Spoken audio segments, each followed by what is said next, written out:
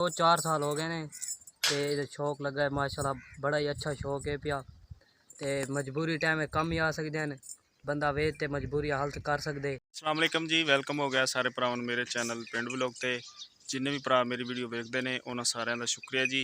तो अज मैं जी एक भाई को भाई साकब का नाम है जी, इन्होंने गोट फार्मिंग शुरू की हुई है। ये तुहाडी मुलाकात करवाने तो इंशाल्लाह इन्हों को सारी गलबात पुछते हैं जी। ए जनाब साकब भाई दियाँ बकरियां ने जी। आ तुहाडे सामने एक इन्होंने न्यू स्टाइल दे विच वाड़ा भी बनाया है जिहड़ा कि देहात दे विच ज़्यादातर लोग खुली जगह ते बनाते हैं। देख सकते हो माशाल्लाह बकरियां ने बड़ियां ज़बरदस्त ने। देखो जी लोहे की जाली का इन्होंने पैप बनाए हुए ने। देख लो तो हुण तुहाडी मुलाकात कराने हैं जी साकब भाई नाल।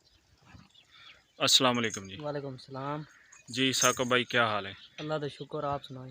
तबीयत से ठीक है? ठीक। अच्छा तुसी ये दसो कि बकरियां का तुहानू शौक किन्ने अरसे तो लग्या है?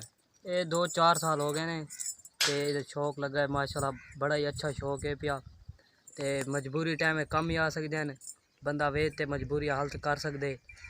छां दे उत्ते कुला दिता ते जानवर बह वजन सकून नाल। ਇਹ ਜਿਹੜੀ ਤੁਸੀਂ ਜਾਲੀ ਬਣਾਈ है ਇਹਦੇ हाँ तकरीबन किन्ना खर्चा आया जी? ये 1 लाख ते 25,000 1 लाख 25,000 1,25,000 बड़ी। है हाँ टोटल जी हाँ यानी कि मुकम्मल। नज़र आ रही है।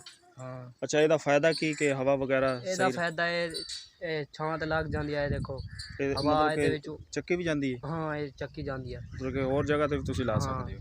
ਇਹ ਤੂੰ ਚੱਕ ਕੇ ਕੋਈ ਹੋਰ ਜਗ੍ਹਾ ਤੇ ਲਾ ਦਿਓ। अच्छा ਹਾਂ ठीक हो गया। 1.5 लाख ਇਹਦੇ ਤੇ ਖਰਚਾ ਆਇਆ। ਹਾਂ ठीक है 1.5 ਲੱਖ ਖਰਚਾ ਹੈ। ਇਹ ਜ਼ਿਆਦਾਤਰ ਖੁੱਲੀ ਜਗ੍ਹਾ ਤੇ ਬਣ ਸਕਦੀ ਐਵੇਂ ਤਾਂ ਹਾਂ ਨਹੀਂ ਖੁੱਲੀ ਜਗ੍ਹਾ ਤੇ ਬਿਲਕੁਲ ਸਹੀ ਹੈ। ਅੱਛਾ ਤੁਹਾਡੇ ਕੋਲ ਜਿਹੜੀਆਂ ਬੱਕਰੀਆਂ ਨੇ ਇਹ ਕਿੰਨੀ ਕਿੰਨੀ ਕੀਮਤ ਦੀਆਂ ਨੇ? ਇਹ ਮਹਿੰਗੀਆਂ ਨੇ 1 ਲੱਖ ਦੀ ਵੀ ਹੈਗੀ 50,000 ਦੀ ਜਿਵੇਂ ਮਤਲਬ ਬੱਕਰੀਆਂ ਦੇ ਰੇਟ ਨੇ ਨਾ ਕੱਦ ਦੇ ਹਿਸਾਬ ਨਾਲ ਰੰਗ ਦੇ ਹਿਸਾਬ ਨਾਲ। ਅੱਛਾ ਅੱਛਾ ਹਾਂ ਠੀਕ ਹੈ। ਇਹ ਤੁਸੀਂ ਇੱਕ ਸਾਲ ਦੇ ਵਿੱਚ ਤਕਰੀਬਨ ਕਿੰਨੇ ਕੁ ਦੇ ਜਾਨਵਰ ਇਹਨਾਂ ਤੋਂ ਜਿਹੜੇ ਬੱਚੇ ਇਹਨਾਂ ਦੇ ਆਏ ਨੇ ਕਿੰਨੇ ਦੇ ਸੇਲ ਕਰ ਲੈਂਦੇ? ਉਹ 8-10 ਲੱਖ ਦੇ ਸੇਲ ਹੋ ਜਾਂਦੇ ਨੇ। 8 ਤੋਂ 10 ਲੱਖ ਦੇ ਹਾਂ ਹਰ ਸਾਲ? ਹਰ ਸਾਲ। ਇਸ ਟਾਈਮ ਤੁਹਾਡੇ ਕੋਲ ਕਿੰਨੀਆਂ ਬੱਕਰੀਆਂ ਨੇ? ਇਹ 30-32 ਨੇ 32 30 ਬੱਕਰੀਆਂ ਨੇ ਸਾਰੀਆਂ ਹੀ ਇਹ ਮੱਖੀ ਚੀਨੀਆਂ ਨੇ। ਇਹ ਦੇਖ ਲਓ ਜੀ ਇਹ ਜਿਹੜਾ ਨਮਕ ਹੈ ਇਹ ਕਿਉਂ ਰੱਖਿਆ ਹੋਇਆ ਵਿੱਚ? ਇਹ ਵੈਸੇ ਉਹ ਚਾਰਾ ਖਾ ਕੇ ਨਾ ਫਿਰ ਖਾ ਲੈਂਦੀ ਇਹਨੂੰ मतलब कि हाजमे वास्ते? ਹਾਂ ਇਹ ਠੀਕ ਹਾਜ਼ਮੇ ਵਾਸਤੇ। ठीक ठीक ਤੇ ਉਸ ਤੋਂ ਤੁਸੀਂ ਇਹ ਦੱਸੋ ਕਿ ਜਿਹੜਾ ਕੋਈ ਨਵਾਂ ਬੰਦਾ ਕੰਮ ਕਰਨਾ ਚਾਹੇ ਉਹਦੇ ਵਾਸਤੇ ਸਹੀ ਹੈ ਜਾਂ ਨਹੀਂ ਸਹੀ? ਸਹੀ ਹੈ ਬਿਲकुल ਸਹੀ ਹੈ। ਠੀਕ ਹੈ ਹਾਂ मतलब कि तेरे वालद साहब ने शौक रखा है ਹਾਂ ਬਿਲकुल। ਤੇ ਇਹਨਾਂ ਦੀ ਡੇਲੀ ਦੀ ਕੀ ਰੂਟੀਨ ਹੈ? ਤੁਸੀਂ ਪੱਠੇ ਬੰਨ ਕੇ ਪਾਉਂਦੇ ਹੋ ਜਾਂ ਐਵੇਂ ਖੁੱਲੇ?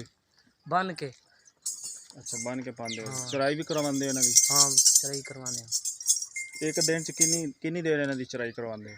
4-5 घंटे 4 घंटे।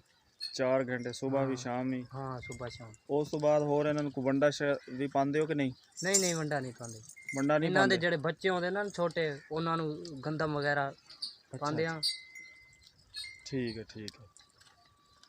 ਹੋਰ ਕੋਈ ਸਾਡੇ ਵੇਖਣ ਵਾਲਿਆਂ ਨੂੰ ਕੀ ਕਹਿਣਾ ਚਾਹੁੰਦੇ ਹੋ? ਕੋਈ ਉਹਨਾਂ ਨੂੰ ਕੀ ਦੱਸ ਦਿਓ ਵੀ ਇਹ? ਉਹਨਾਂ ਨੂੰ ਇਹ ਕਹਿਣਾ ਚਾਹੁੰਦੇ ਆ ਕਿ ਭਾਈ ਦਾ ਅਕਾਊਂਟ ਸਬਸਕ੍ਰਾਈਬ ਕਰ ਲਿਓ ਲਾਈਕ ਕਰ ਲਿਓ ਤੇ ਬਾਕੀ ਸਾਰਿਆਂ ਦੋਸਤਾਂ ਦਾ ਸ਼ੁਕਰੀਆ ਤੇ ਜਿਹੜੇ ਵੀਡੀਓ ਦੇ ਦੇਣ ਸਬਸਕ੍ਰਾਈਬ ਕਰੋ ਭਾਈ। ਨਵੀਂ ਆਈਡੀ ਬੜਾ ਸਪੋਰਟ ਕਰੋ ਫੁੱਲ ਭਾਈ को। अच्छा कारोबार के लिहाज नाल अच्छा काम है? हाँ कारोबार के लिहाज नाल बड़ा अच्छा काम है। ठीक है जनाब मेहरबानी। अल्लाह हाफिज़।